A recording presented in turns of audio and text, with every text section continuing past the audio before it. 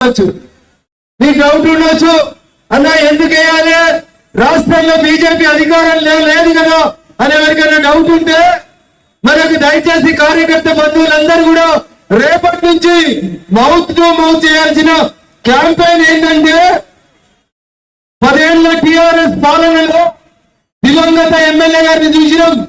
10 ఏళ్ల టిఆర్ఎస్ పాలనలో ఒక్క బస్తీలో ఒక్క డబుల్ బెడ్రూమ్ రాలేదు. 10 ఏళ్ల కేసీఆర్ పాలనలో దివంగత మాగంటి గోపీనాథ్ గారి 10 ఏళ్ల ఎమ్మెల్యేగిరిలో ఒక్క పేదల బతుకుల మార్పు రాలేదు. ఏమొచ్చింది? సొంత పార్టీల మీద కేసులు పెట్టిందనే పేరు తప్ప ఇంకొకటి టీఆర్ఎస్ అని చేయలేదు. ఒకటి ఆలోచించాలి చూపించు ప్రజలు.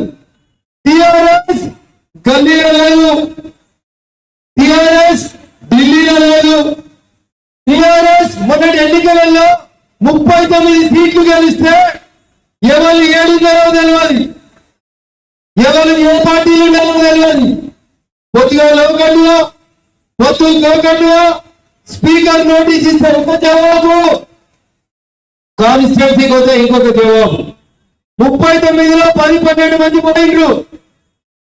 39 గెలిచినాక కంటోన్మెంట్ లో ఒక బై ఎలక్షన్ వస్తే ఆ సీటు కూడా వాళ్ళే ఓడిపోయిండ్రు. ఏదో ప్రభుత్వం ఉంది, కంటోన్మెంట్ గెలిస్తేనే మారుతుందని ఒక అవకాశం కాంగ్రెస్ కి ఇచ్చిండ్రు. 22 నెలల కాంగ్రెస్ పాలనలో జూబ్లీహిల్స్ లో లేదా రాయమత్ నగర్ లో, పోరబండలో, లేకపోతే షేక్పేటలో ఒక్క ఇందిరమ్మ ఇల్లు వచ్చిన ఓటేసే కంటే ముందు మా అక్క చెల్లెళ్ళు ఒకసారి ఆలోచించుకోవాలి. వచ్చిన వకీళ్ళను 2,500 పింఛన్ 4,000 పెరుగుతుంది అన్నారు. పెరిగిందా మీ పింఛన్?